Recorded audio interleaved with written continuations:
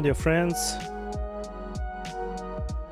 What's up, everybody? How it's going? So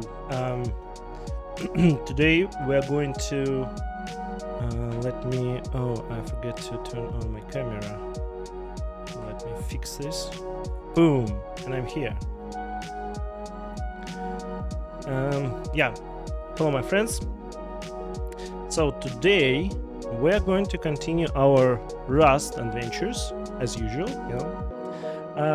Today we're going to I guess according our plan, let me open my notes. RoadRunner Rust plan. Okay, here you are. So this is our big, fascinating plan, And so according to our plan, today I don't know what we're going to do, but so we stopped our investigation on RoadRunner, starting to working on workers.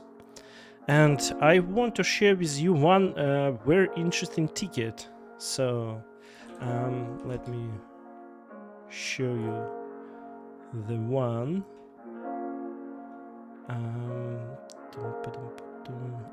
Here you are. So what's this ticket about? According to the there are two big let's say there are PHP FPM. There is PHP FPM exists, and PHP FPM uses a very nice technique to work. They fork the processes. So like we do also, but they fork basically PHP process. And this approach have a very big advantage over creating a fork from this an empty process, like creating fork and executing some command.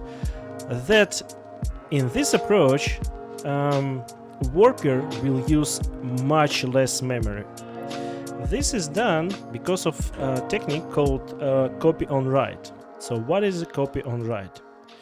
Or just simply, where's my brush? Copy on write. So, or basically co. So this technique allows you to basically have, if you have a process, like process 1, and you need to create a fork of this process called, let's say, process 2. So in this case, the process started and uses exactly the same memory as the process 1. But when process 2 writes something into some block of the memory which is shared between process 1 and process 2, then this memory block writes directly to this process memory. So basically, if the process only reads, they both share the same memory, except of stack, so you still this still costs some memory, but if you have, for example, PHP in it, so you'll share basically the whole PHP op cache, everything inside this small memory, only until you started to write something into this memory block, starting to allocate new memory objects, etc. So PHP in this case, oh, I'm sorry, where's my phone? Give me a second.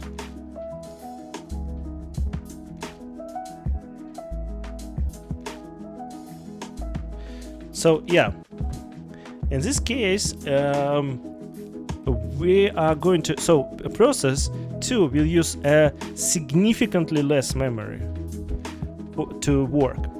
And here you may see I tried to implement the thing, and here you may see the result of this implementation. So 22 megs, this is the basically base worker, so which is basically started at the beginning of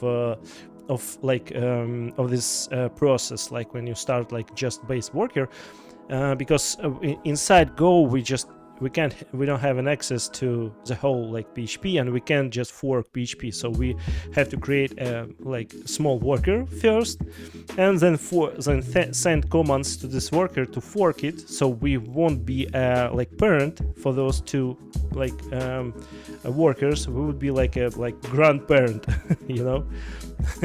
So parent would be a PHP worker, and in this case, as you may see here, so they use only 8.6 megabyte of RAM. So this is almost 3 times less than original one, and because of this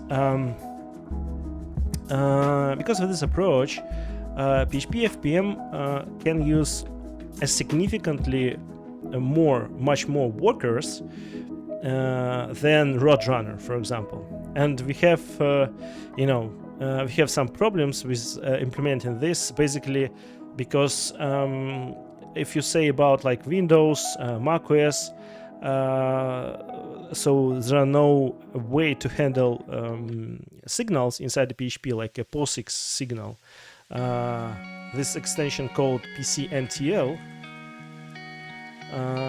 and basically so this extension available only on Linux platforms, so this solution is not a cross-platform. Yeah, so why I'm saying about this, because recently we have a discussion on our like Discord chat with the user who like started benching RoadRunner versus like PHP FPM, and this was a problem for them. I guess so.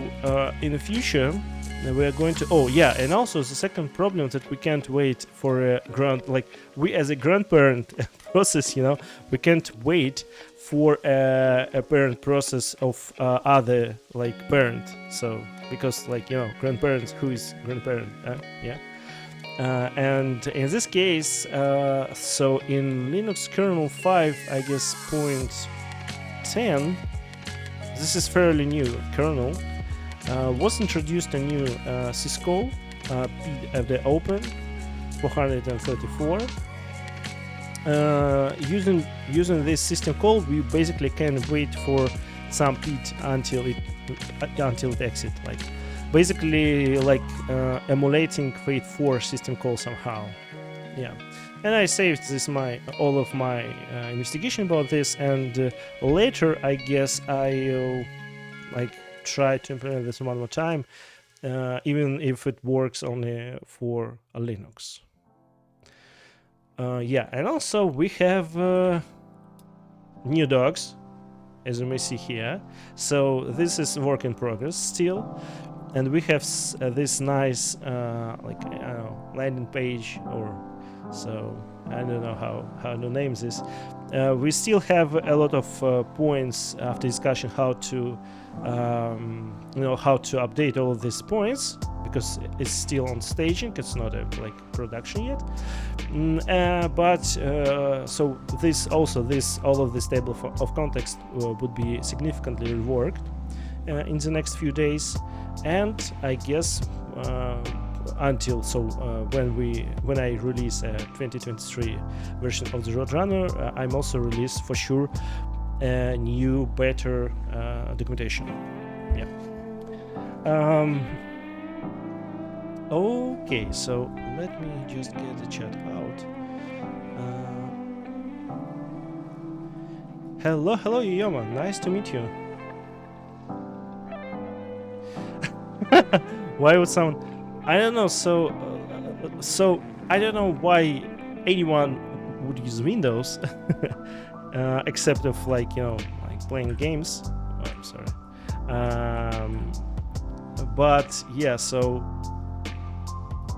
such guys exist. A lot of such guys who use PHP on Windows.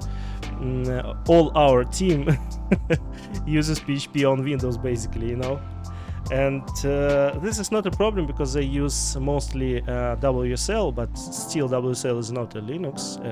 So we, when I worked on Windows, for a week, I used WSL, and WSL. So I guess know this my concerns about WSL in Windows, so it's pretty hard to name it like full-fledged Linux distro. Yeah, and so since RoadRunner works on every platform, yeah, so I make a decision just to, okay, so if we have such significant boost in the PHP memory consumption, reducing PHP memory consumption, to say it like better. So in this case, I guess it would be worth to implement this feature even if we would have it only for Linux. So because, you know, basically every production, everything runs on Linux or on macOS. I don't know, since I'm not a PHP guy, I don't know if it works, all of this process control PCNTL extension works on macOS, basically. I don't know, so I need to figure it out. So it would be really nice if someone will try it to use on macOS and like put in the ticket some explanation if it works or not. It would be very nice. And so basically it costs nothing to implement all of the things, because since we have, and also it's a problem if 5.10 kernel, because let me readfd open. So from what version? 5.4 or 5.10? Yeah, so 434. Yeah, no, it's Linux man page. Yeah, first appeared in Linux 5.3, but we need a special update. Yeah, non-block. So which works since Linux 5.10, and you know, for basically for everyone on the production, Linux 5.10 is still fairly new kernel. A lot of users uses 4.9 LTS kernel. Let me check. LTS Linux kernels.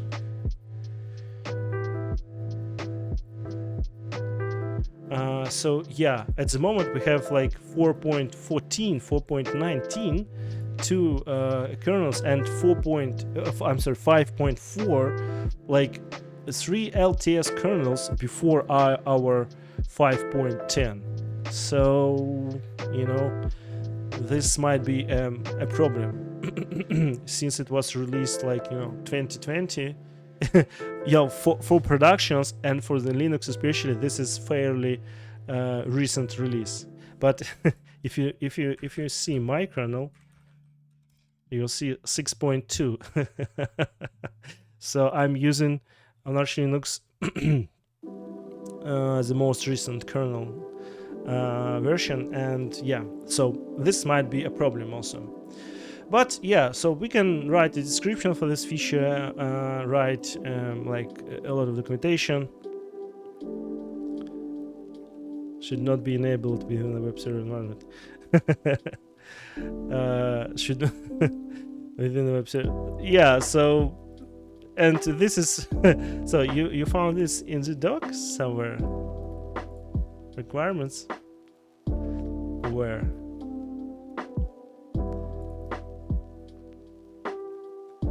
Somewhere in the notes, I guess.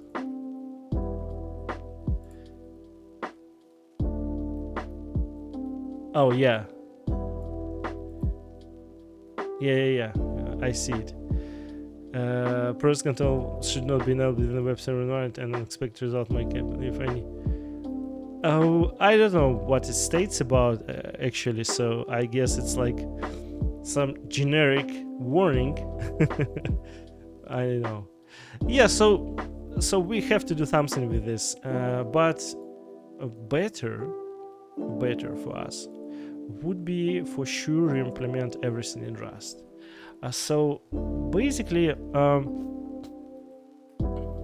yeah, use it at your own risk, basically. Yeah, so, and also since this extension is like version 0.5, like something like this, on Windows platforms. It's basically like there are a lot of Windows platforms exists, like Windows platforms. It's like Windows and Windows 10, 11, I guess they mean something like this, or Windows platforms. Yeah, so this is basically a problem with implementing this, and this is why I decided to postpone this feature. Like, okay, so if we have problems with it, let's have everything running basically very stable like we run today. So we have a lot of tests for our products, so a lot of things, and think how we can deliver like best quality to our users for free with this new feature. But instead, I would prefer to to write everything in Rust. So in Rust we have the ability to somehow, so the basic idea, so like this is like in the ideal world, the basic idea to implement something like this for our, so for everyone basically for free, it's for sure. MIT license it, yeah. So at the moment we have PHP FPM, yeah. So PHP FPM, so this is fairly good product, very long known on the market, so for a very long time, so it's stable and used by a lot of PHP projects, so like a lot of them use PHP FPM. So there are other servers like Lightspeed, I don't know, we can look at them, PHP, SRC, GitHub. So there are some of them. So yeah, Apache, CGI, like FPM, some embed is like to embed SAPI, Lightspeed, PHP DBG, so it's not a server actually. So, but yeah, Lightspeed, there are also a lot of like EIS servers from Microsoft which can handle PHP and etc. etc. So it's basically we have a lot of them, but let's create one more server. But the main problem with all of this stuff, these servers, so only serve your PHP files. They are not extensible at all. So you can't add your model. Basically, you may say, why I need to add models to them? Because, so if you have on PHP, you can basically very fast prototype. You can write code really very fast, like object-oriented language. So with very low, so you don't need a big expertise to start writing in PHP, like in comparing with Rust, for example. And you can create like a lot of things, basically like shops, I don't know, like something very simple and very fast. And for example, you need an Kafka. Imagine, so you require Kafka. Yeah, you may say, okay, so if we need a Kafka, basically, so we choose a different language. So we can use Go, we can use, but you can't. So like imagine you have a big production. So you just can't rewrite everything in Go or everything like in Rust or everything in TypeScript, like, oh my God. So it's better to you to have some extension, like Kafka. And this problem solves RoadRunner. So RoadRunner have a lot of plugins inside it. Like, as we see here, we have like a lot of them, like a lot of 70 repositories in this our organization, and we have like Kafka, gRPC. So we have a lot of plugins for everyone. So they basically, you can just plug and play. So you can configure the whole your production with only one configuration file. So you configure your, for example, Kafka with the configuration file, and you receive. So RoadRunner handle all this hard work to push something into the Kafka or to consume several partitions from the Kafka and get these jobs to PHP. So basically inside PHP you only need to get the job and process it and acknowledge. and that's it. So it makes your life as a PHP developer as simple. So, and you can solve basically your business problems. If you have a PHP FPM, you for sure you can like connect some kind of library, write like a bunch of PHP files, like which would be run like a processes. Like you would have like a 10 servers who handle like your a lot of inefficient PHP processes, which runs Kafka, consumes from a lot of partitions, like and well, you know, it would cost a lot of money for you. Instead, our idea basically here is to have a lot of pluggable modules to a system similar to PHP FPM, like this. But it would be written in some kind of like modern language, you know, Rust. Basically, you can't write PHP FPM in Go. So you basically can, but you won't solve any problems with this. So you only like create I don't know, another one C Go feature. I don't know. So I don't think this can be done like efficiently in Go.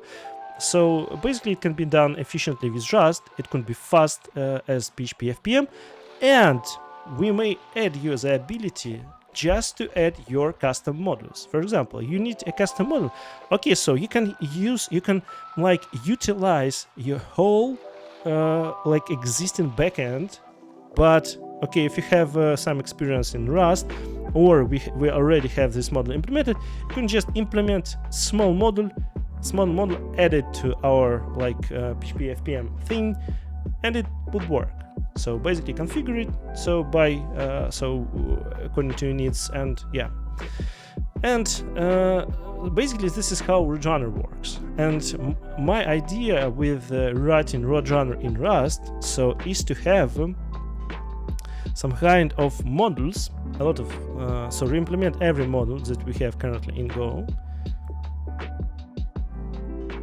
but have them basically separate from each other. So have them not like this in current architecture, so connected to each other somehow, so by interfaces or, you know, but by container.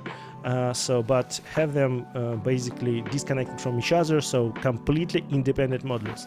You can like transfer it on Windows, on Mac, basically on Linux, so any platform would be supported. And so if you feel comfortable like developing in Windows, for example, so feel free to do this. And because we would have a model for this for this like PHP FPM clone, let's say, but with modules. And this is basically what is our end goal. This is a very long project. It's not like one day or even 1 year, I guess. Since this is not an official like Sparrow Scout project, and Sparrow Scout not sponsoring these things, but Sparrow Scout's sponsoring SAPI, creating SAPI would be the first step to communicate between a new RoadRunner and a new FPM, let's say like this. So this is, yeah, a bunch amount of work, like let's say a lot of work here. So basically we have to implement, so to have a feature parity with the current RoadRunner ecosystem, which I wrote for, I guess, like 4 years. I don't know, so I have an experience, then rewriting this would be much faster, but still we should have a time. This will cost us some time, yeah, for sure. And okay, so today I have, oh, this is my algorithms. Oh yeah, this is yesterday task, very interesting task. Oh yeah, let me show you. So that was like, I liked this task very much.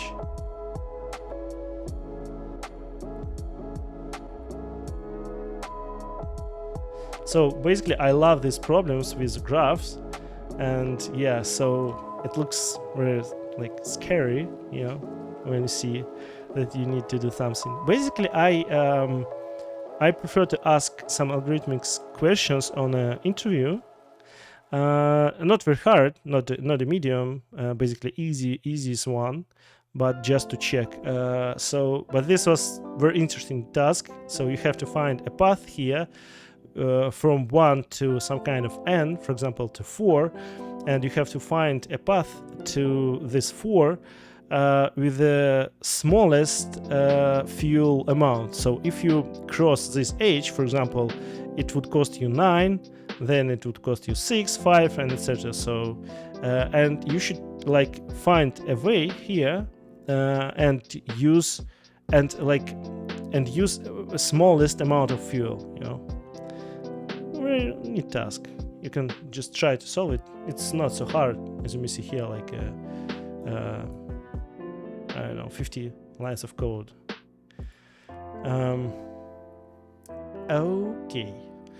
Okay, guys. So let's start our fun. Okay, so this is not interesting. Algorithms get out. Algorithms would be later. And let me see. We have a Gorge. So yeah, inside Gorge, we already implemented. I fixed a little bit our error messages here. So not here. I'm sorry. Where they are? Oh yeah, here. Like this. It should be greater than 0. So basically a small context what was previously. So we did everything related to Gorge. Gorge is a protocol to communicate between PHP and Go bridge, you know. But in case of Rust, it should be like Rust Reach. I don't know. So it should not be named like Gorge. But okay, let's name it Gorge RS, like Gorge Rust, so everybody will know that it's written in Rust, not in Go. And basically we have to implement our pipes communication via the process pipe. So process pipe is process basically have 3 basic file descriptors for every process, like 0, 1, 2. It's like std in, std out, std-error, and so pipes called all of these 3 file descriptors. Using these file descriptors, you can communicate between any process basically. So and we have our protocol, like for example, you communicate over the internet via TCP/IP protocol, basically IP because it's internet protocol IP. So and so you communicate with this protocol via wired or wireless, I don't know. So if there's any any approach to communicate. So and you use some kind of protocol. So we also use a protocol to communicate between like our big Go RoadRunner process and small PHP workers. So they are basically also workers. I'm sorry, processes. So in terms of RoadRunner, they are just processes. Yeah, so basically we have to implement, not implement, but mimic this protocol from our Go counterpart. But 1 second, where is our Go counterpart?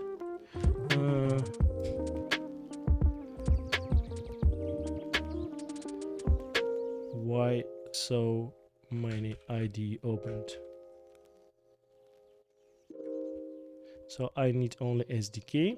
So basically everything implemented in our SDK, it's just written in Go. SDK used so mostly as SDK, software development kit, to have a lot of small abstractions like algorithms inside it, like priority queues, binary search trees, I don't know, so a lot of things, low-level things to communicate between our big RoadRunner process and small PHP processes. And so every plugin uses somehow some parts of this SDK. Okay, so and we stopped to at the moment we implemented our worker. I'm sorry, not worker, our Gorge, and now we are going to implement our worker. So as we see, There are not so much code, 500 lines, but we don't need we don't need a code related to our pools. So because in Rust we have very efficient pools. No, I'm sorry. In Rust we don't have a pools because we don't have runtime, so we don't need to use a pool. In Go we have to use pool if you have a lot of like allocations of small objects, for example, and it's better to use pool to just reuse a memory between garbage collectors. Okay, so and we yesterday, the day past yesterday. Yesterday I had problems with OBS. I don't know, so the OBS crashed, and I just can't start a stream. So, but the day before yesterday, we implemented PID, send control and kill commands. And now it's time to start implementing our worker abstraction. Yeah, and worker would be in our RoadRunner RS project. And I created a basic placeholder, a basic trait for the worker. And I already see that I guess since we would have, for example, TTL things, basically what does it mean? So TTL things or execTTL means that we are limiting the execution time of this process. So if you send a payload to the PHP process, PHP should somehow handle it and process and send response back to us.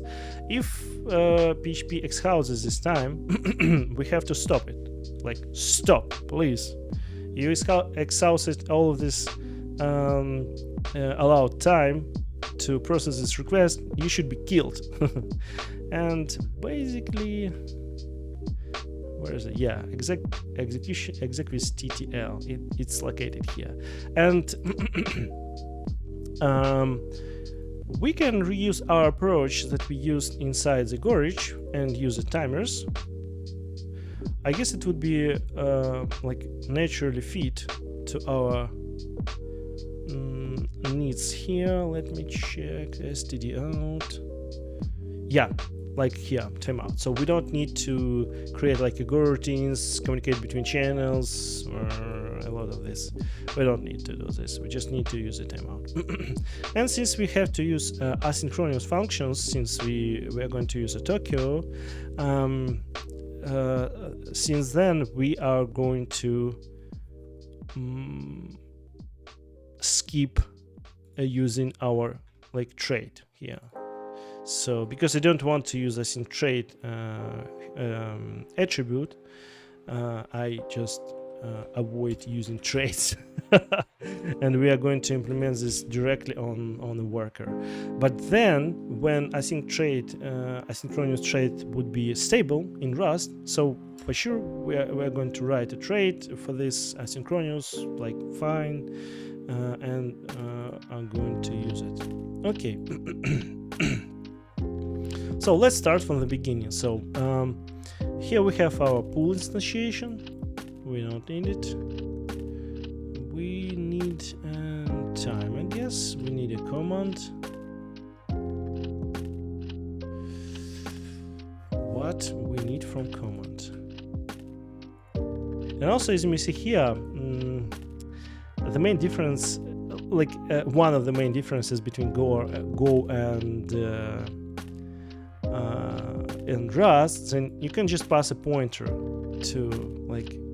to anything here in init-based worker, and no one cares about what's happening with this pointer here somewhere, who passed this pointer inside init-based worker.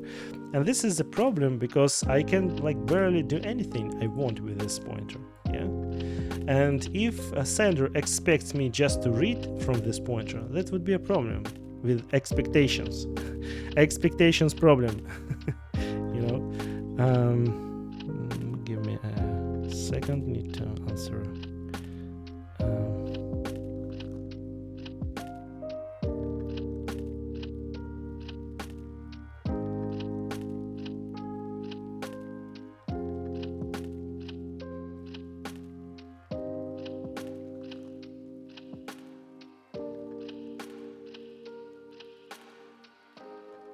Oh yeah, and also I have so not only me, so everyone have a very so news from GNOME.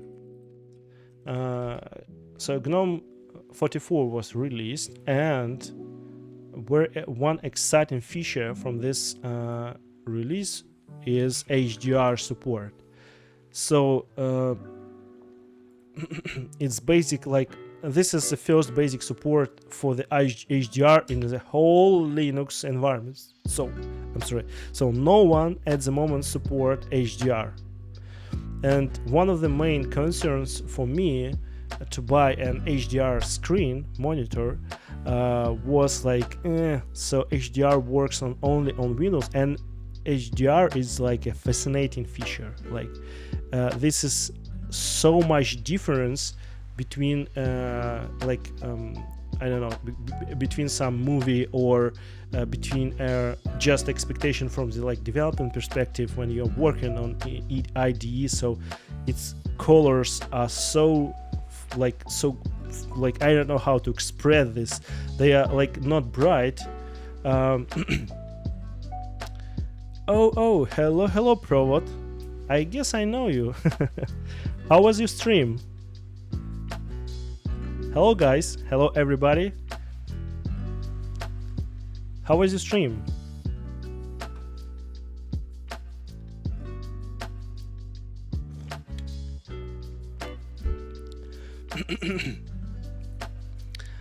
So basically, I'm just explaining one more time what we're doing here. So we are working on the RoadRunner. RoadRunner is like project written in Go to help PHP. So and this project is intended to be like server for the PHP, you know, and basically we are writing it in Rust. So if you want to see the link, it's like you can just type RoadRunner in GitHub and like click on the first link, and here you are. Okay, so and basically HDR inside inside Linux. PHP, stop, please stop. We are not going to work on PHP. We are working on Go and Rust. So basically this is very interesting thing that I don't know PHP at all. Like no single line how to write. I can read it basically, you know, because since our team works in PHP, but it's very like frustrating. How can you like write tools helping PHP? So since you don't know PHP at all, yeah. So this is like dilemma, you know. But yeah, so we are not going to work on PHP on these streams. So it's safe stream, you know. This is safe. Okay, so oh, nice. Half-Life RTX. Yeah, it's very nice.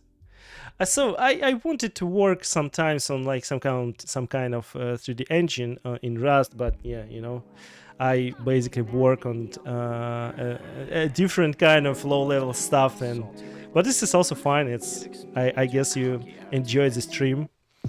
I guess I was some time on a Provot stream about this thing, but I might be wrong. So okay, guys, let's move forward.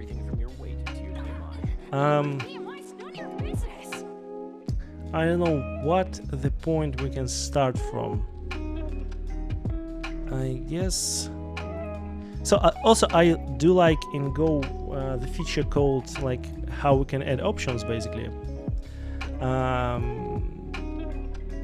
I guess in Rust we can do the same. Okay, so let's start from the, I guess, implementing the default. I do like things how we can easily implement some kind of new or constructor for the type in Rust, like implement default for worker. We have only worker process. Why? Where's our worker? What?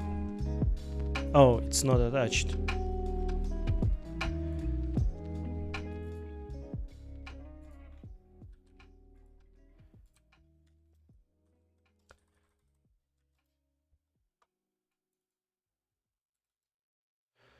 Okay, so why I not? So this is one thing why I don't want to use an file to load one fifth dependency for Gorge. Oh yeah, because it's not Gorge. It's Gorge RS. No.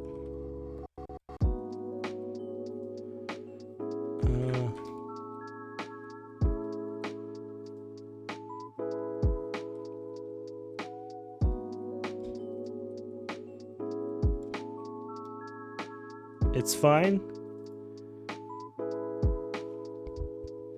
Yeah, should be fine now.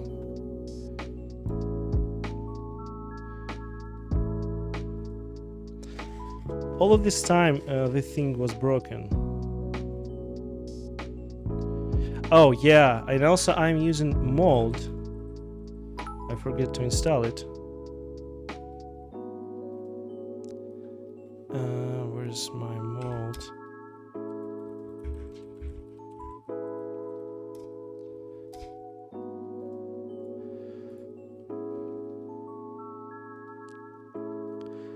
Oh yeah. Hello, One Nation Space. Thanks for following. Enjoy the stream. Appreciate it. Okay, I guess it's fine now. Implement for the worker process. We don't have a worker process.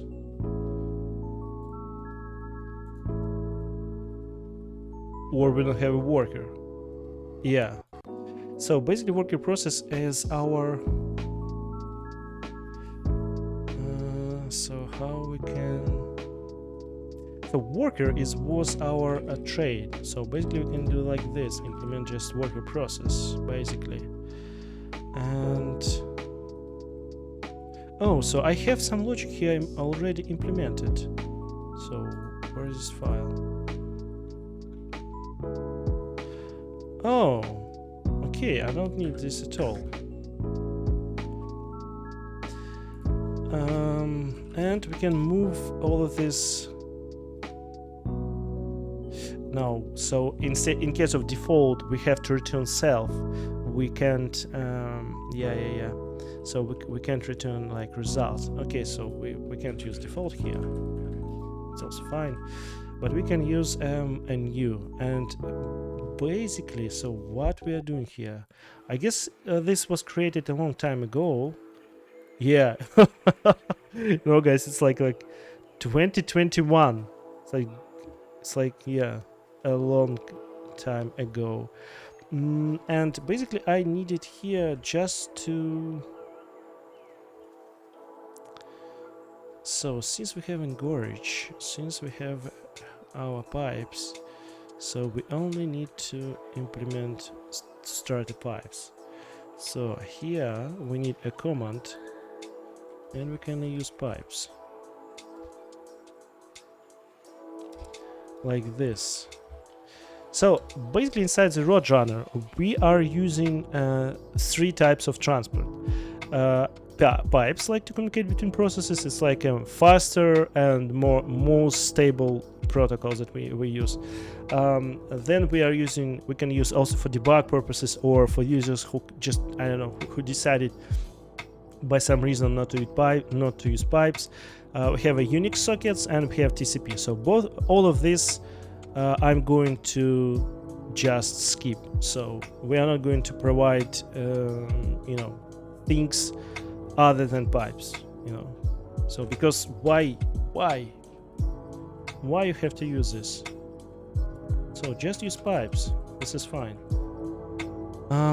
And commands here should be, I guess, like this. It's not, yeah, it's strings. This is a slice of strings. We don't need this. This is pipes. Also, we need to, yeah, to write some kind of.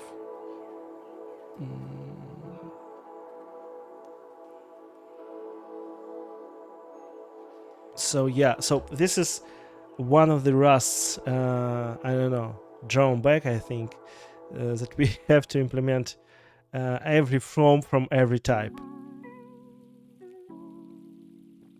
So we have to, so basically when you use question mark here, we skip like pattern matching and directly use return this error. So if anything goes wrong, return this error. But since this error is not the same type as we use here in pipes, so we have to convert our original error to our error in the RoadRunner. And I'm thinking, so since we would have a lot of this error conversion, so let's implement from what is the name from the Gorich errors?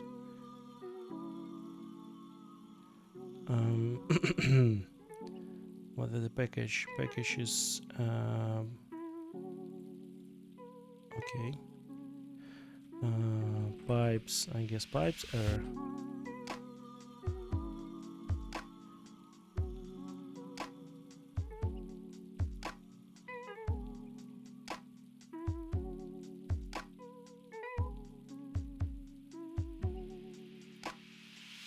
Like this for our error. And please give me this from, yeah, thank you. And basically this should work now. Yeah, so now as you may see here, it works. And so basically how it works when you implement this. So if you want to like implement, for example, we have our error, like self is our original error from the RoadRunner package, yeah, and we have so we can use different types of Gorich errors and map them on the different types of our RoadRunner errors. But instead, since we are prototyping, you know, we put here to do implement error conversion. We are not going to implement this like usually.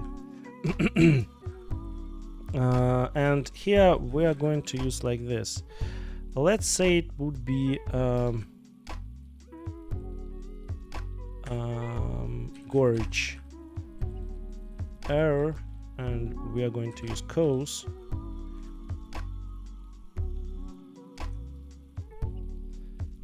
And add it to our, no, I don't mean this. Gorich error and cause and right formatter, and so Gorich protocol error. Okay.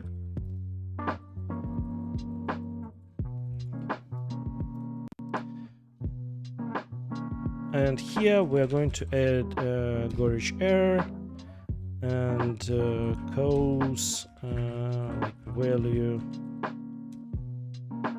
to string, like this. So every type of error would be from Gorich would be converted. So how it works, every type, if we receive a type from the Gorich and we are going to return our RoadRunner's error in the different package, this type of error would be automatically converted from this Gorich type of error into ours error. But we put somehow description before this error, if it happens here. So this error comes from Gorge, and we are free to use our pipes here, and we don't need to use a shell here. We are going to use pipes, and it would be our pipes, and boom, and pipes.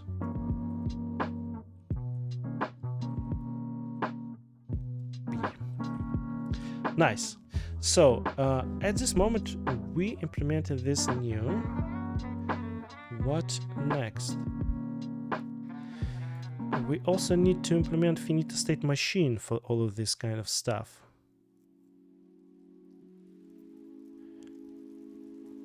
So basically, we use a finite state machine inside the RoadRunner because a worker can get into very weird different states. For example, we have a pointer to the worker shared across the whole system. It's protected for sure with mutexes, with all of these things which should be used when you're protecting some kind of pointer. It can be nil for sure, and the problem with this let's say pointer, that it should be in one of our states. So for example, if we have an error, so you can't just kill worker. So if RoadRunner instance running, you can't just find a process which RoadRunner start as child and just kill it. So you can do this, but RoadRunner will immediately reinstantiate this process one more time. So it will be as new as it was like at the beginning of the RoadRunner run.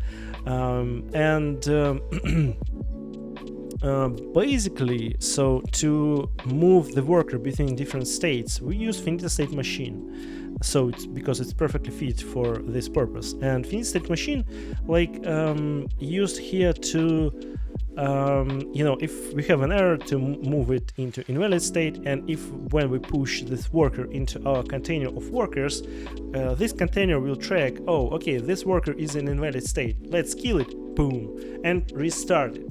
So because PHP reported that some error happened inside this, inside this worker, inside this process.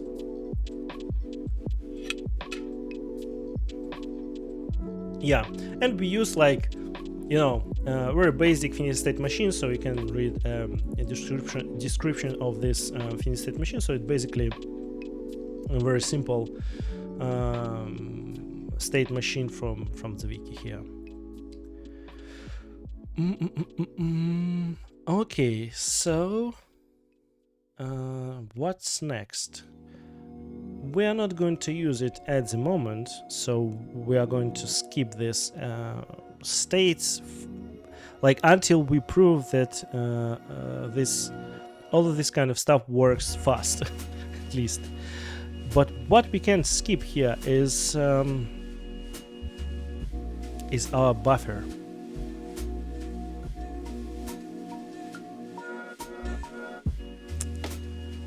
Yeah, so we should use some kind of asynchronous reads from std_error. We have this small, very small optimization inside this Golang runtime, because Golang runtime uses only half of this available.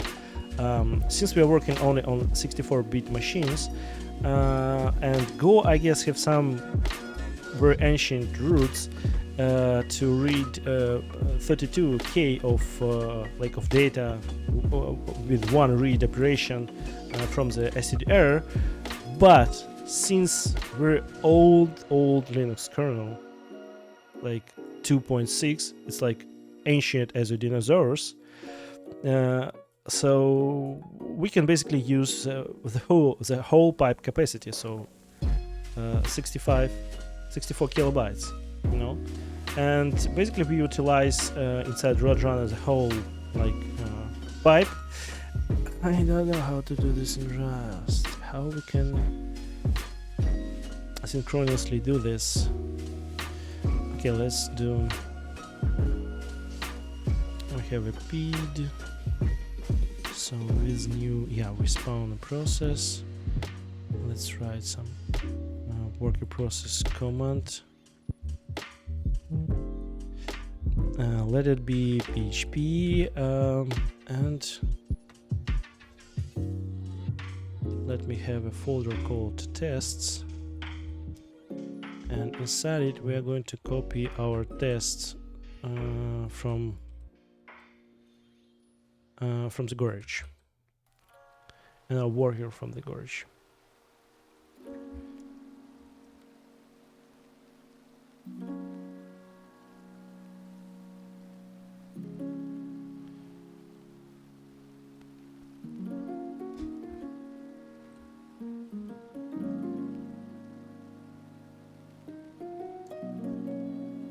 Boom. Okay, and here we are going to use, what is our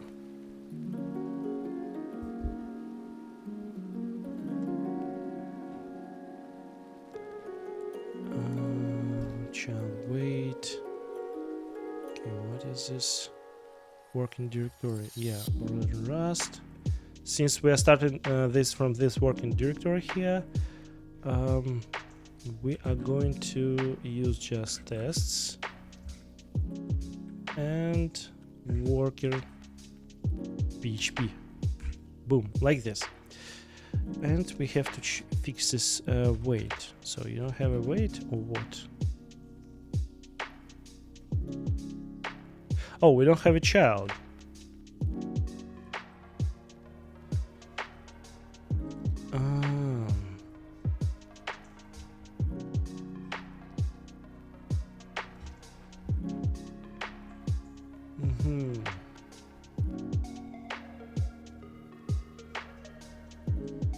So this is the difference between implementation in Go and Rust.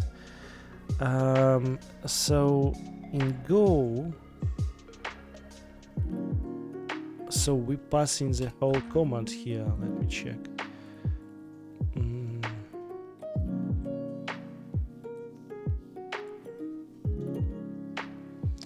Yeah, so this is child.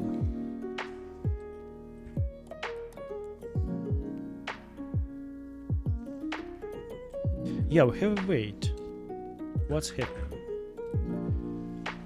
Oh, because yeah, because we don't have an access to their fields of this structure. Self. Yeah, so we have access to this public. Why not to make it public? You know. So this is a very easy decision. Child wait, boom, solved. I don't know if we share, so maybe it's better to so it's so wait is a wait for system call. So wait for system call is blocking system call. So it's very old, so it used to wait for the child. So when you allocate some process, wait for used to wait this process until it exited, and this is this system call is blocking.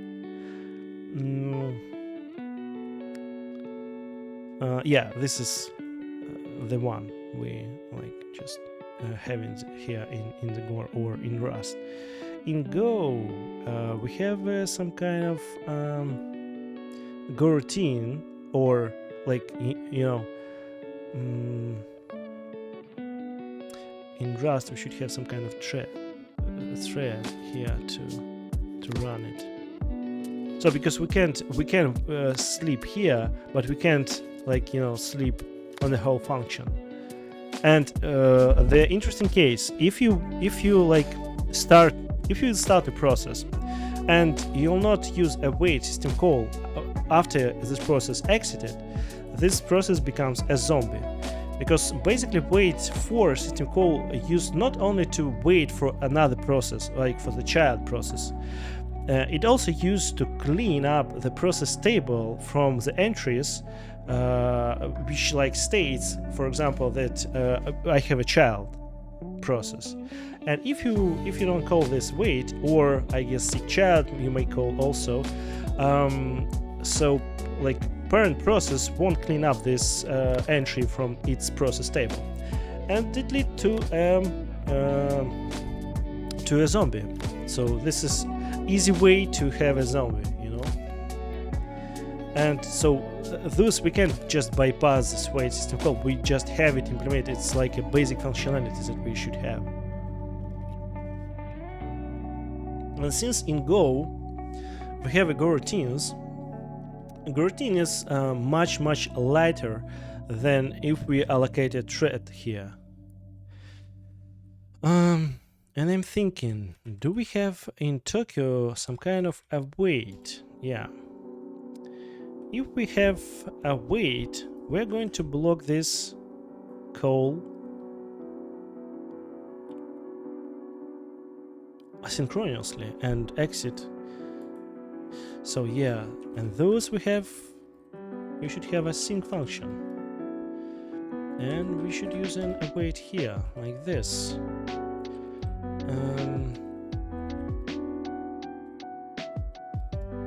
Result, and we don't need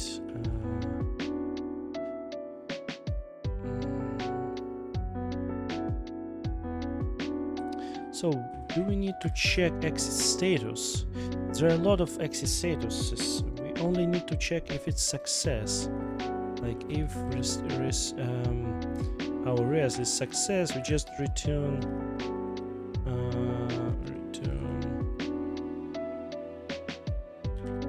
okay, and like this.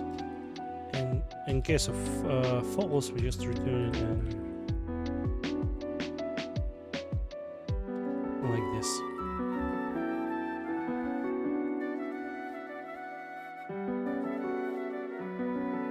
Boom. And oh yeah, so Blippi, thank you very much. We can bypass this return. Okay, so and in this case we might just use an await when we use this function await. So we can use basically also this await on it, and like bypass using the thread actually. So it's nice for us. And let's just try. So I want to try how it just runs. So if we would have any errors at the moment. So let me put a breakpoint here. And so yeah, we don't need it mutable, but we will need it mutable later, I guess. And boom. Yeah, it started. So this is the win. And immediately panicked. So do I have might be so why it's not showing a stack? I'm just using where is it? So I should use stack here. So just exec. Oh yeah, now I see it. There's no React running, must be called in content. Oh yeah, so thank you Tokyo. Oh, we don't have a Tokyo. So basically, what is Tokyo? Tokyo is asynchronous runtime for basically everything. So it becomes a standard with in Rust ecosystem at the moment. Where is it? Where's my cargo Tomu? Tokyo, come here please. Get back into family. So Tokyo is who don't know what is Tokyo. This is basically building block for like I don't know. So I think it's basically for everything now. Like in in Rust. So this is very fast and easy to use runtime to use like async await. So it's like a very small runtime, small teeny runtime. It's not like runtime in Golang. You just use it to small abstractions over the features, but powerful over the features, just to run your like IOs and other like asynchronous things. They have implemented Yeah. So this is from the Primogen. Yeah, Tokyo. So I every time I see Tokyo, I wanted to call it Tokyo, like this. Yeah, this is very great, man. Yeah, I mean the Primogen. Um, okay, so basically it's runtime, yeah, and now I guess it's used everywhere, like starting from, let's see, like just Actix. So just first comes into my mind. Let's see, like this Actix, GitHub. So Actix is like a web framework. Let's see if they use Tokyo. Actix HTTP. Let's see.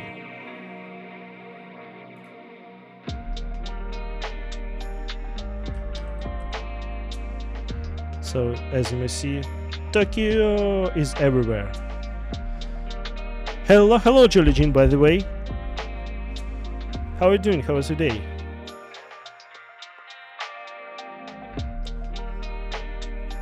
As usual, a lot of meetings. Yeah.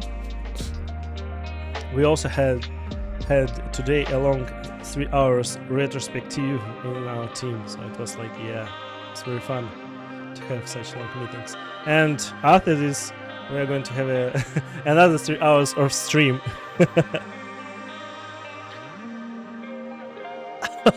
So it's a good decision. You become a mature, you know. Okay, so this is Tokyo. And basically, so to run, for sure you can implement it by yourself. So everything related to async you can implement it by yourself. Rust have a futures, yeah, Rust, Google like futures. What do you mean futures? You need to be in future. Yeah, so futures is a like basically building block for for PHP LEDs. Yeah, so it's like you are king of this castle, you know. So you have to this PHP LEDs. So I have to call my PHP team also PHP LEDs, but I guess they beat me very fast because there are a lot of PHP LEDs in our teams. But yeah, with respect for sure to any team. It just we're just joking. So yeah, as you may see here, basically this is a thread pool, and to have a future. You just need to to think which poll your future while some things under this future will be processed, and basically that is so. And you block your executor on until you receive an okay value, like value which you expect to see. Like for example, you receive a data from database and packet from the network, and etc. So basically Tokyo is based on the futures and bring all of this ecosystem very robust and like supported by a lot of people. I think that I heard this, I guess, I don't know, a few weeks ago, that Tokyo is sponsored by Amazon, like hugely sponsored by Amazon. I don't know this if it's true, but you know, Twitch is an Amazon product. Okay, so so to have end this error basically said to us that you just can't have this async function like worker process. You just can't run it because you are using you're not using a runtime, so you can't. How can I execute this await on what? So I don't have any like process thread anything, so it's just so await by its nature doesn't exist, just so they exist only in some runtime. So if I can say like this for sure. And to run tests with this runtime, we have a very nice thing which called Tokyo test, and can be used like this. And we should have this function async and voila.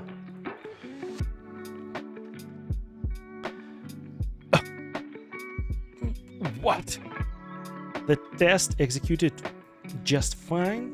Let's see, somewhere should be. It's like a thing when you just something won't compiled. Okay, why? Something compiled. Okay, why? Okay, so we have it here, and we have basically pipes here. Okay, nice. Nice. We have our std out, stdr basically allocated. Nice. And I'm guys, I'm also, don't forget about Vim Adventures. So we have to finish them, and we have to basically the plan number 2. We have to my god, we basically have to switch ourselves from this JetBrains IDE to a Vim or NeoVim, to be more like concrete. And restore game, and we finished on level 8, so we are not going to do this Vim Adventures today, but I remember about this, and we are for sure continue this, and like instantiate and create a configuration for Vim from the ground up. You know. Okay, so at this moment we have our worker. So I guess the next thing that we have to implement, which is very important for us, is execute. So yeah, so we have to execute something. So without any like fancy timers and all of this, for sure, Jolly Jean, I'm sorry man, Jolly Jean, yeah, for sure I'm going to return to native Vim, for sure. So ID is also fine, but you know, why to make our life easier? Why we should do this? We have to do our life complicated because we are developers. We have to cry. It's just joking. So I have basically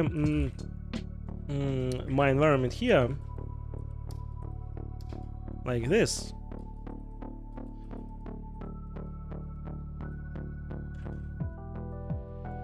So we can work in Vim basically, but I'm wanted to finish first our Vim Adventures, and only then switch to the whole like Vim environment.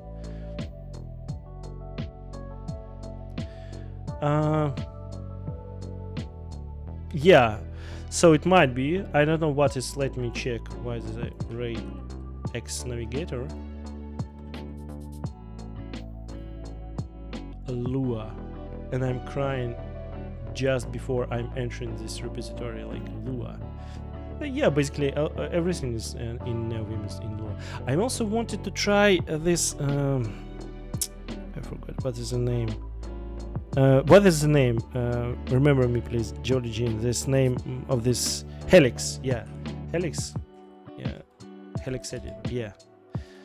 So I also wanted to try this one, because it looks like nice, and I think it also looks nice because everything like already bundled inside it, so you don't need to have a like I don't know, connect. So I don't know actually, but I think that you don't need to connect a lot of things like you do with NeoVim like implementation. Yeah, navigator, you mean fuzzy search, like this one. Oh, like this, yeah, just your commands.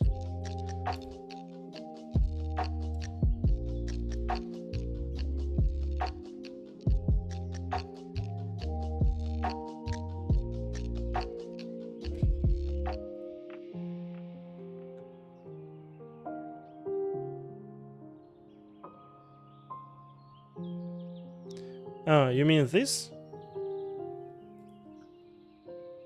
I'm sorry. Do you mean this?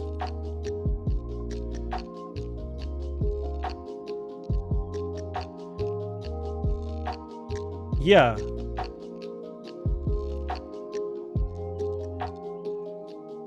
don't know. I don't know.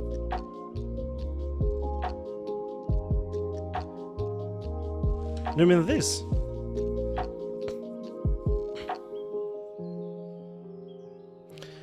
Are there plans for a GUI frontend? GUI frontend? So you can just code with your browser. I don't know, it's something from the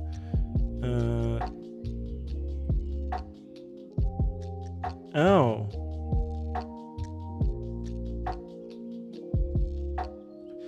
I don't know if I wanted to use like oh.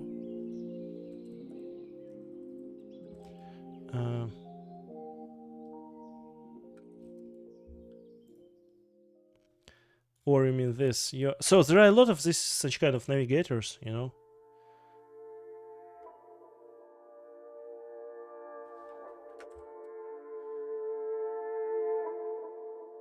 Oh, it's like, so it's pretty sexy.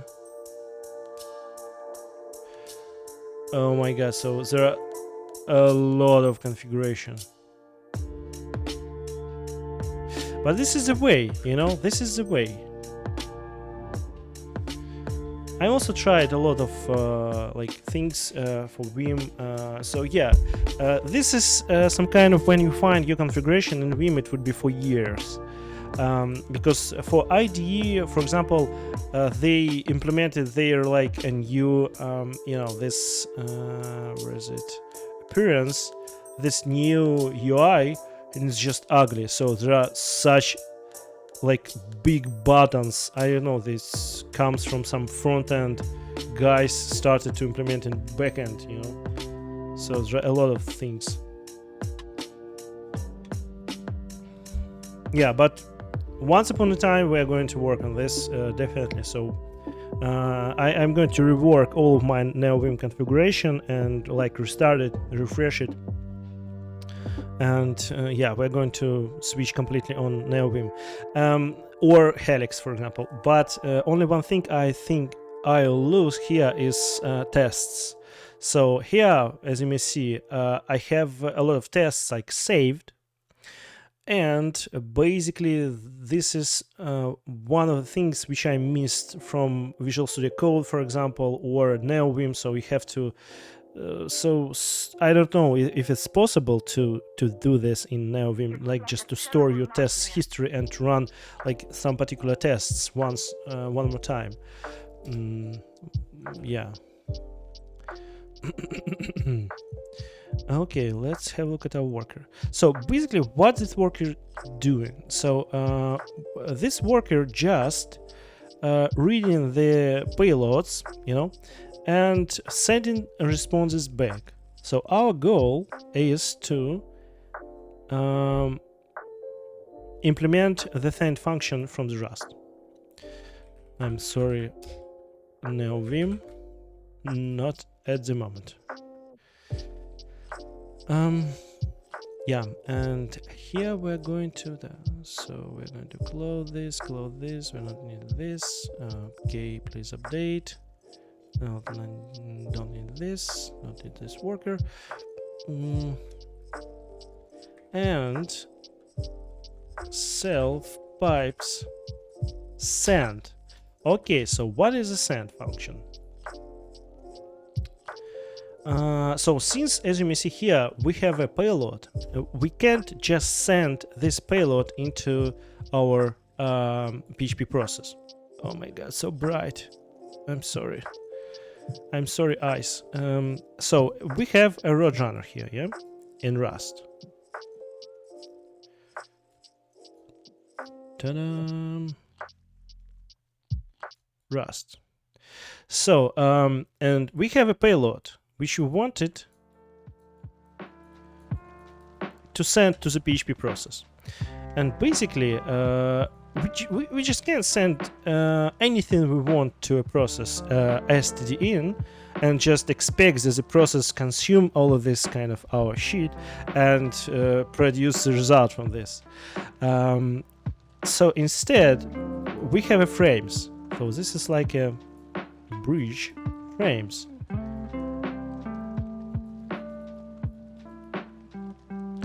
Like you have an IP protocol, you know, you have some kind of frames, IP frames, and like everything communicated between frames.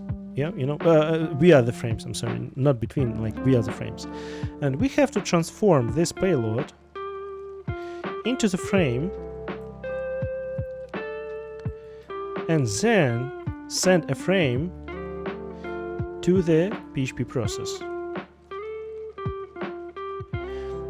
PHP process, on the other hand, consume our frame, extract payload, extract context from this payload, process all of the things, produce a result, pack this result into the frame, and send this frame back to us. So we receive this frame, like transform this frame into the payload and the context, read all these things, and send back to the user. So this would be as a response. We do need this type of communication because we have to implement, for example, CRC checks. We have to verify that this transfer was like successful, and we don't have any errors while we're transferring all of this stuff between the processes, you know. And we're going to do this. So we have, and inside Go we basically do the same. We don't need to compare states. So in Go we're doing a lot of checks here. So we are checking that body and context is not empty. But by the way, I do like this type of notation a lot, like assert than this in Go, like checking lengths. Yeah. Okay, so next we're going to use a state. We're not going to use this in Rust at the moment. We also need to use set last used in the Go SDK for users. Like, you know, users should know when the execution was started, and we are transitioning this worker into the working state. So from this point, the worker in the working state, and every and the pointer which is shared across the system states for that this worker is in working state, and show if user like for example requested in what states our workers are currently are. So we are showing to user, okay, this worker is currently working, or all other are waiting, like chilling somewhere in a container. This one is working. And so this is basically how we can transform this is the logic how we can transform our payload into the frame. Inside Go we use a lot of buffers, like buffers with frames, just to like have like a small amount of objects with pre-allocated frames. So this is needed just to have so we just swapping memory for the CPU. So we use a bigger amount of memory, but we use less CPU to allocate a lot of objects, like, you know, so there can be a lot of them. So basically RoadRunner can serve somewhere around 200,000 requests per second in localhost with a simple script, you know.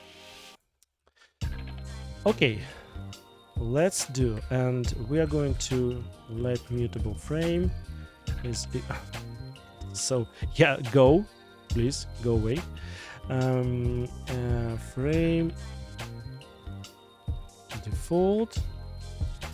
Then we're going to frame write version. So we also have a version inside the frames, like every protocol should have a version.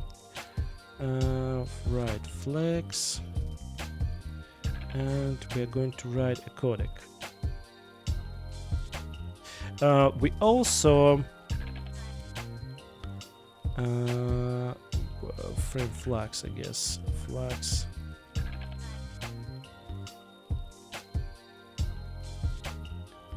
I guess it should be somewhere here inside front. No. Codec JSON ID. Help me. Oh, I need a package. Oh, model. I'm sorry. In case of Rust, this is a model. So yeah, it's inside the model frame. Oh, public frame flags. Yeah.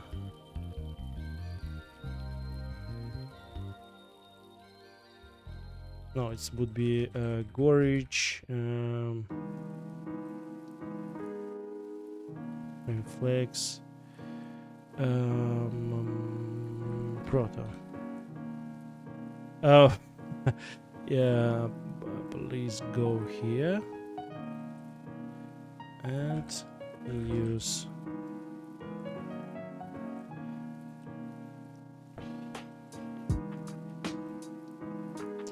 Okay, so why we need these flags? Basically, we have let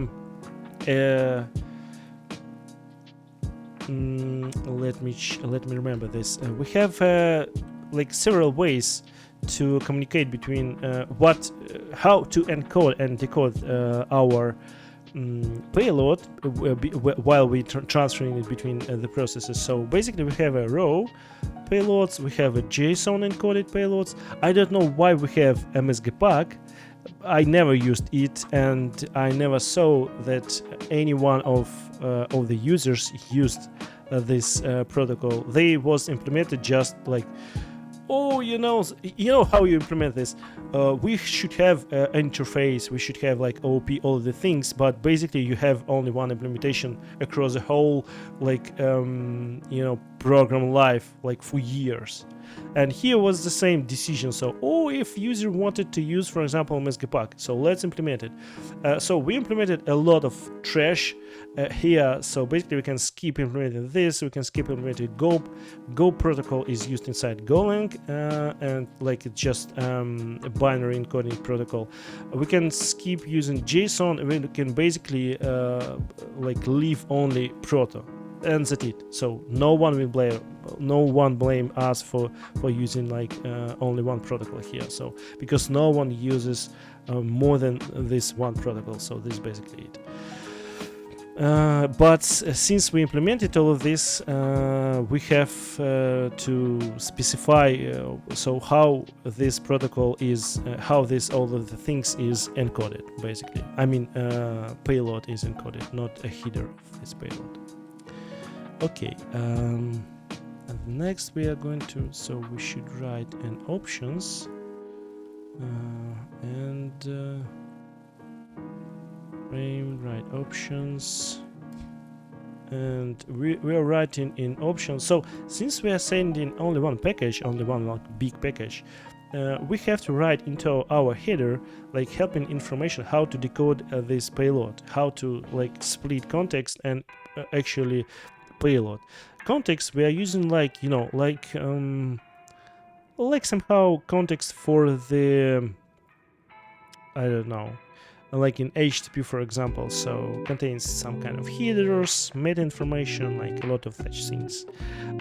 So we are using we call it context and like using it in like this.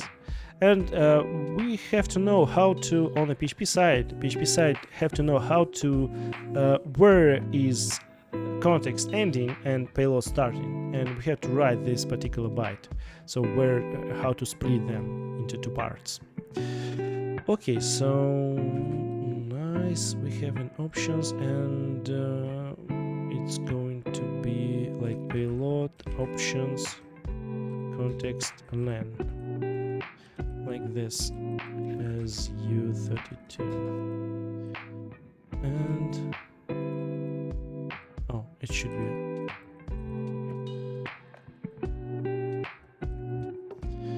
It should be a slice.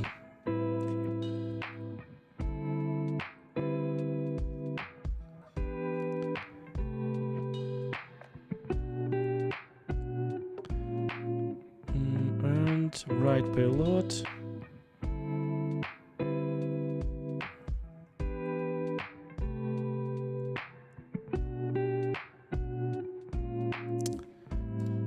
Let me check how we can write.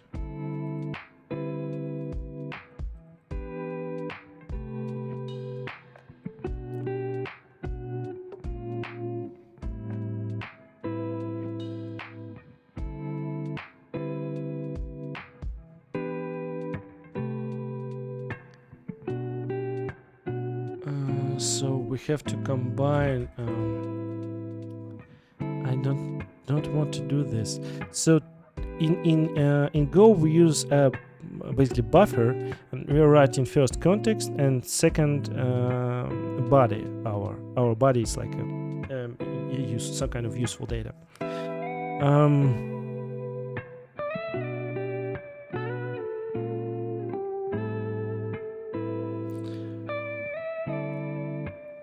So here I just don't want to create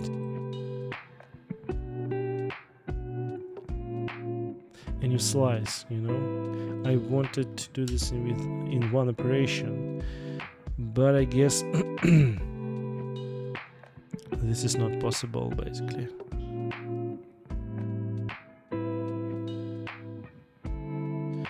But yeah, so okay, so we have to let mute temporarily is vector and temp extend from slice and context extend from slice and temp extend from slice and body like this, and then only write payload like this. I don't like actually this like additional locations, but let's see how it works.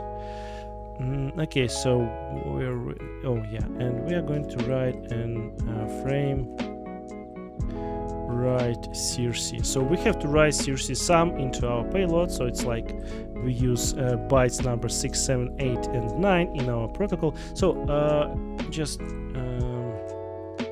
show you once more time this protocol. So it looks like this. So basically it's very similar in the picture, you know, to the IP protocol or TCP protocol, whatever these internet protocols are. So basically we have a lot of things inside it, and we are writing like a version, headers, flags, payload length, and we have to write header CRC. So we need to do this to verify on the receiver end that our header is correct, and we can read the data basically from it. It's very low chance that the, like, I guess it's like almost zero, limit to zero, that you write some trash and CRC would be fine for this trash inside your header. So it's like almost zero chances to do this. Accidentally it's like for sure it's zero chances. And we have stream bytes that indicated for 2 bytes for the stream. It's like reserved 2 bytes to indicate that we have a stream between our PHP client, PHP worker and process and RoadRunner. And we have an options, they are variable lengths, and we have a payload. So payload is not included into the header, it's just shows here like that we have something after the options. And basically we have to you know, to form the data with this header, we should like do all of these operations here. So yeah, we have to write version, write flags into this 2 bytes. So basically this is like I guess it's 1 byte, and yeah, so it's 1 byte, but we have also 1 byte here, but it's like upper 4 bits of these bytes used by hidden lengths and lower used by aversion. And yeah, and here we're just writing all of this information. We have this header already implemented in Rust as well as Go. I guess it should be somewhere. Where is it?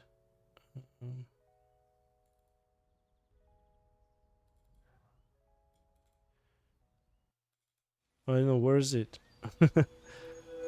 It's pipes, frame. Yeah, so just missed it. So basically this is our implementation, how to do this in Rust. So it's a lot of like pointer arithmetics here, and this protocol intended to be very fast, but yeah, so we are not passing it over network, only over the pipe. So it's where locality here is matters, because it's like same processes, not same processes, but relation between parent and child processes. Yeah, and we need to send this. Yeah, so write crc, return the buffer. We don't need, yeah, and we need to send this, and we need just to send this. Okay, what are you arguing for? Oh, okay, sure, mutable frame. And send, I guess, is asynchronous. Yeah, this is function, this function is asynchronous, and we should use async here, and like this.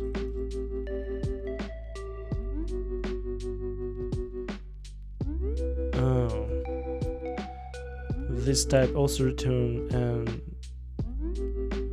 oh sorry, I'm stupid. So it returns nothing, just sends something, and then we are going to, after we, so this is some kind of collaboration between like send and receive. So we are sending some data, we're receiving some data, and after we send, we have to receive, and self pipes receive std out. Yeah, and we are going to wait and let mute frame receive. Okay, so, and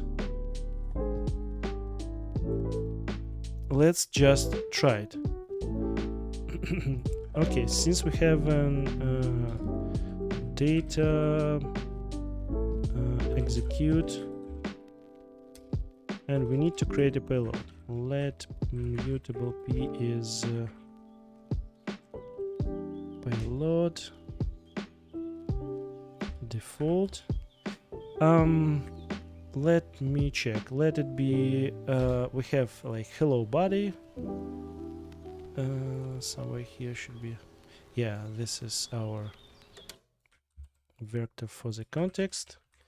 P body would be hello, and P context,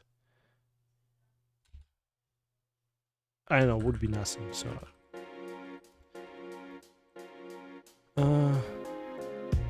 like this. Oh, we can do this. We should do this just more. Data, oh yeah, main data mutable, yeah, for sure. Field is created with default node. Yeah, so I know what I'm doing. Okay.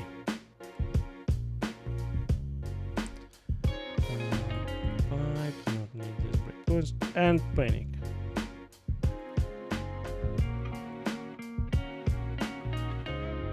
So I accidentally clicked. So why it's rebuilding every time? Oh, context is not empty. Yeah. Okay, so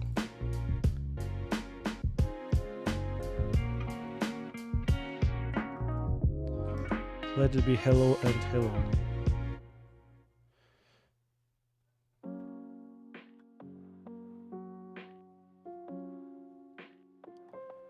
cannot open input file. What? Let me see the working directory. RoadRunner RS tests. So since we are located in the RoadRunner RS, we should be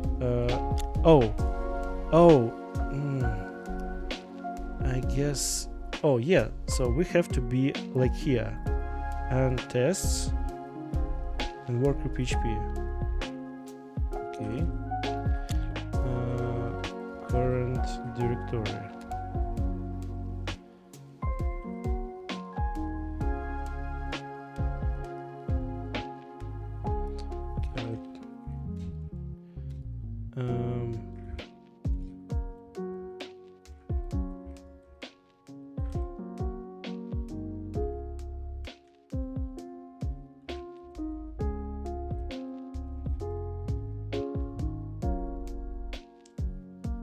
Where are you located?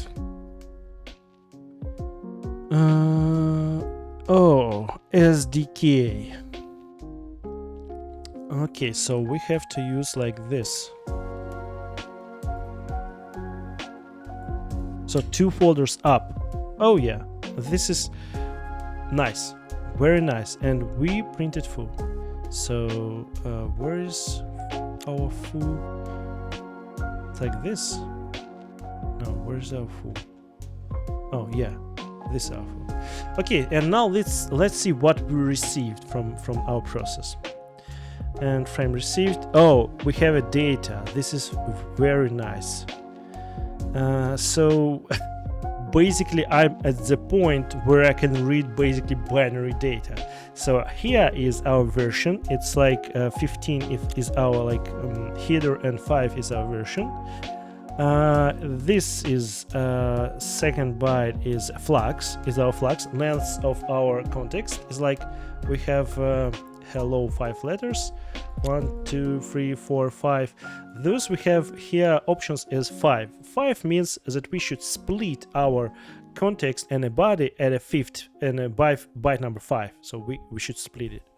This is 6 7 8 9 bytes are our CRC check, and we should have in the payload something started with 100 because it would be like hello, and according to ASCII lowercase letters started from 99, I guess. ASCII table.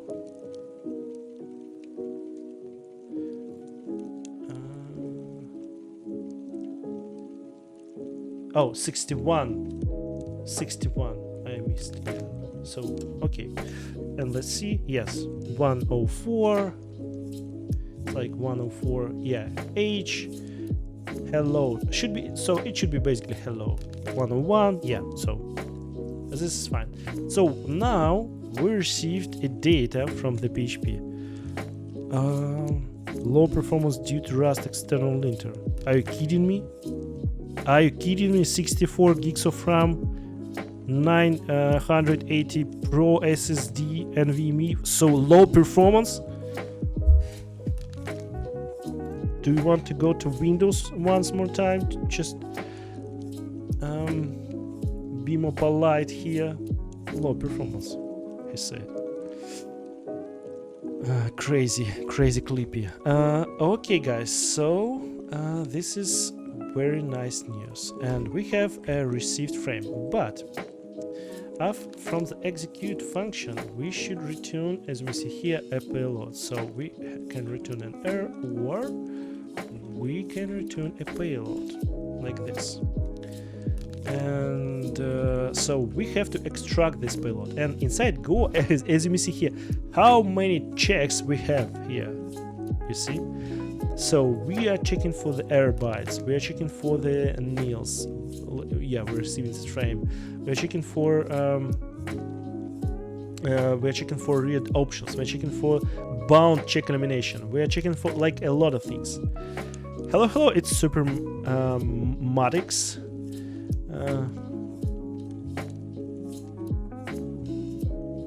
Yeah, go on.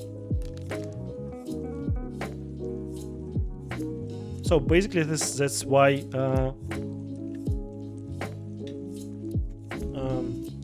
shared object files exist, or all of this kind of stuff.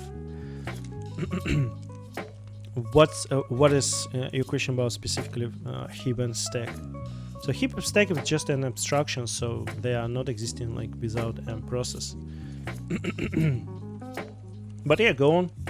I'll be happy to answer if I know the answer. Okay, so we are going to receive. So I'm going to skip most of these checks here. I guess so. I don't need them. I can check for the error. Like this. If this is correct, yeah. So this is one we need.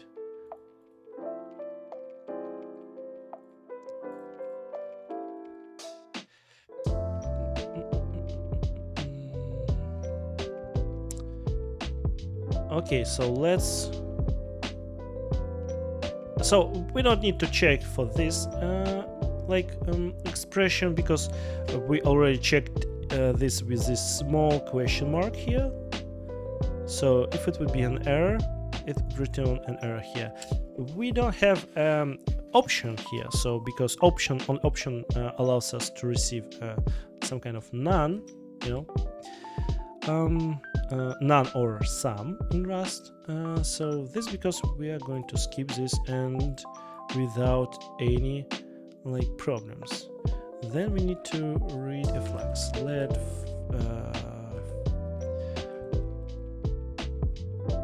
flags equal frame receive read flags, and if flags and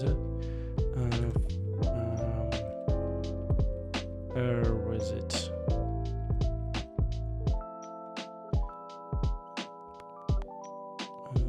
Where you are? Pipes. Oh no! It's sorry. It's inside the flags. Codec proto and error here.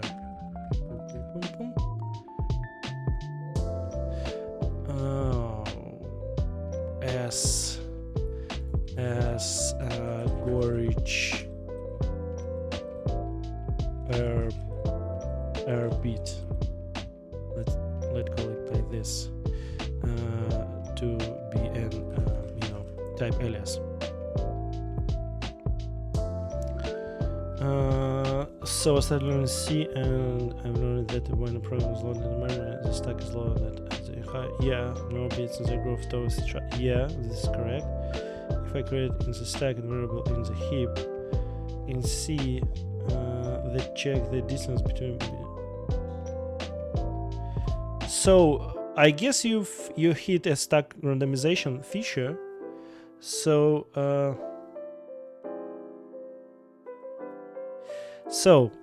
basically, first of all, you have to know that heap is. This is not when you imagine a memory, this is not some kind of thing which exists in nowhere. Heap is an algorithm. Heap data structure basically. So to see how it basically looks like, it's like this. So heap basically, if you grow a stack, so if you reach these two ends with a heap and a stack, basically you need a stack grow or heap grow, for example, and you write an address. This is also called let me check brk stack. Yeah, so as we see here, this is called BRK or SBRK system calls when you reach the limits. And basically, when you reach the limit, you need to allocate another place in the memory, because you have a lot of memory allocated for it's called a virtual memory. So we have a virtual memory, residential memory, and I forget, and the third type of the memory, the third one. So actually virtual memory might be unlimited. So process actually from the terms of Linux doesn't know about other processes. It thinks that it exists lonely in a universe, you know, and have all the memory of the universe available. This is called like a virtual memory. You might see in some of top or B top or some kind of H top monitoring features that that process uses, like for example 25 gigs of RAM, but actually you have like 8 gig of RAM on your laptop, for example. How it's possible, you can say so, without like any swap file, because it's just a virtual memory. So, and when you need to allocate another like part of and connect to the stack, for example, basically this data structure is used. So this is like a tree,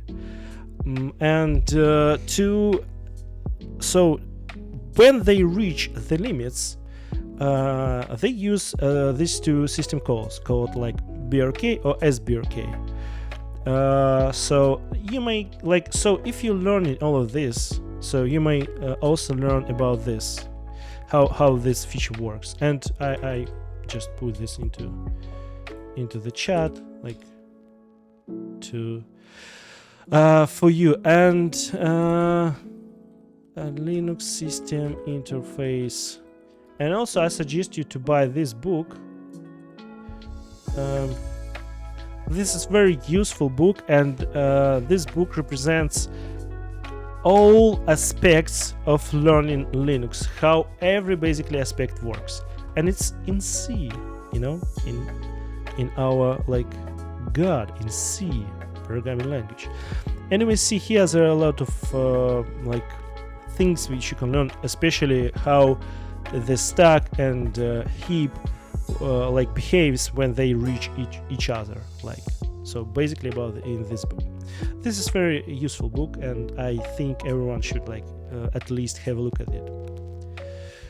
Yeah, so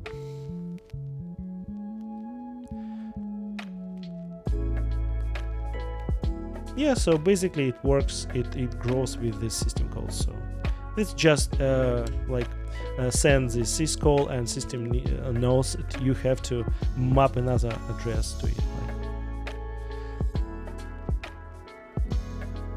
My pleasure. Feel free to ask a question, so it's I will be glad to answer. Okay, so and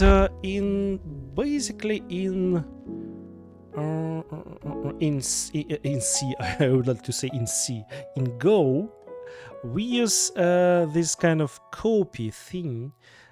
So we are splitting, as we see here. We're reading options, and we know that the first option would be the size of the context, and we are splitting our whole payload into the two parts with knowing this side in options. So as you see here, so if we're just checking the bound, check elimination, and then we are checking this kind of things, you know. So we're just copying all of these parts into the payload, and at the end, as you see here, boom, we have a payload. And storage error. If flag is and they are equal and they are not equal to 0, then this is an error, as storage error as U8, please. Oh, also precedence, we have to check a precedence of operations. So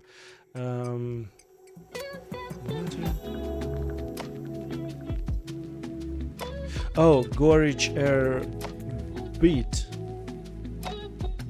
So do we need a conversion to 8? No, we don't. Oh, we do. Yeah, we do need as U8. So it's U8, but we just need to say this explicitly to the compiler that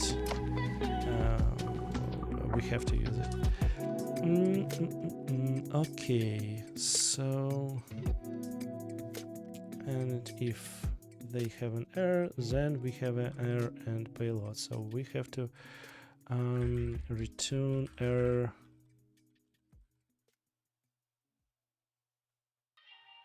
I'm sorry, error, and inside it. So what kind of error we're going to use here?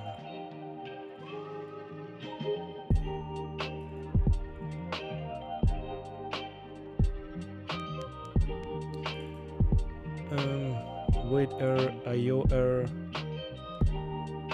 Let us use IO error since this is IO operation. No, this is I don't know. Let's use IO operation,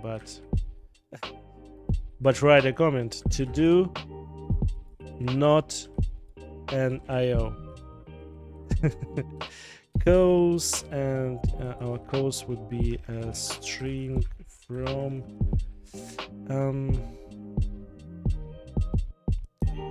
option, and should be equal. Oh no, this is this type of error. So string from and receive and read.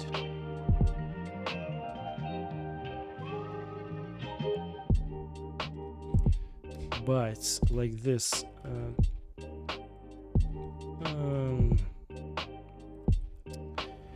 UTF-8 from UTF-8, and then like this and like this, but we can't do this because UTF-8 also returns and yeah, like this, and let's do this. Oh, so we can just do like this, basically like this. So what we did here, so we know that no, we did this incorrectly. Yeah, so we need to return a payload actually. So payload, and we don't need, I guess, this yeah. Okay.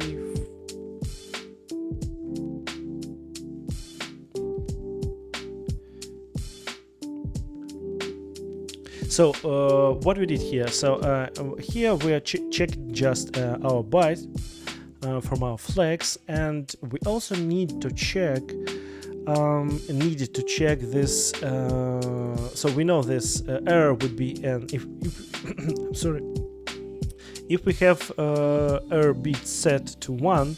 So we are checking this with basic AND operation, so it would be like 1 and 0, or like 1 and 1. So only 1 and 1 will return us to like will receive in 1. And here Gorish error have 1 set in the particular position, and flux is U8, so it's byte. So if we have both bits set in the same position, like 1 and 1, so the return value would be 1, and if it's not equal to 0, so this is an error. So 1 and 1 is 1, not 0, error, and we know that the error would be in the payload. So because sender is responsible to put the error, which happens during the conversion or during some kind of preparation things, during all of this kind of stuff, right into the payload. So, and only one thing we need to do is just to like convert this thing into from UTF-8 entity. So and now we get to the point where we need to return a payload. Let mute payload is equal to payload default. So yeah, we can also you know, implement some kind of new, and let's do this. Implement payload and function pub func new new from maybe, so that will be just new, and we pass a context which is vector of bytes, and we pass a body which is also vector of bytes, U8, and we are returning self. and we're returning it like this. Self context is context and body is body. Basically like this. Super hard. And instead of doing default, we are going to use new, and our frame, let mute frame payload is equal to frame receive payload. But this payload is like just read only, you know, it's just reference, read only reference. I guess I have a mute. Oh yeah. Oh no, this is, oh yeah, oh no. So this is for initialization.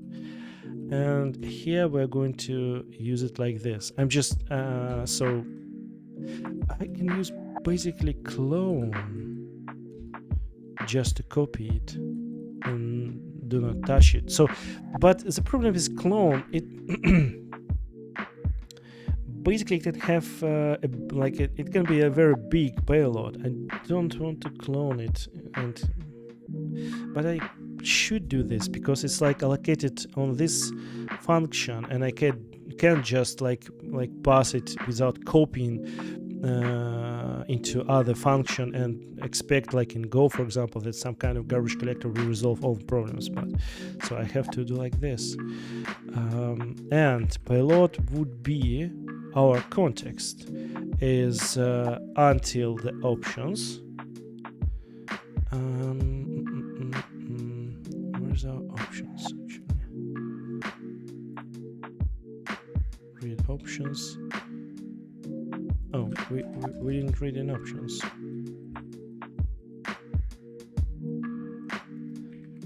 Options is frame receive.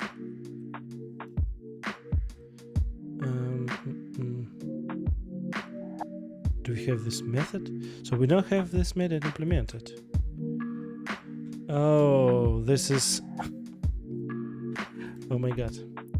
Okay, so we have to implement this big method. I guess I already implemented it. I think no. So we have write options, but we don't have read options. Okay guys, so we're going to implement this method tomorrow. I guess it would be fine for us. So basically this big method is responsible for reading in options in very efficient way. So since we can have a very limited amount of options, basically I guess 8 words. So words by 4 bytes as options. So yeah, I guess something like this. So we can unwind the loop and not use a loop here, and also we can skip a boundary check elimination here, checks basically here, so compiler won't be bored to like inject into the like a binary these checks. So if we have enough lengths for this header, and basically just convert them. If we reached the end of this like options, we are going to done, like go to done. I think that go to is not very like, you know, is not very readable or acceptable abroad the community pattern to use goto. So everyone like, oh, we are using goto, it code smells. But this goto just like a return, but because we need returning options here, so just immediately. So we don't have them at this moment, so, and we just using and return goto. So basically in this this is the same way how this thing used inside a protobuf parser inside a Golang runtime. So I can argue this. So Golang runtime also uses some kind of optimizations like this with goto. So my code not smiling. You know. Okay, guys, so I guess tomorrow we're going to implement this big method and finish our implementation of the worker here. Not this here. So at the moment we already proved that we can send and receive data inside the worker, not inside our just Gorge protocol. So we have step by step our worker completing with the functions, completing with the meet, our worker. So thanks everybody for watching, and have a great evening, and see you tomorrow, guys, as usual. Bye bye.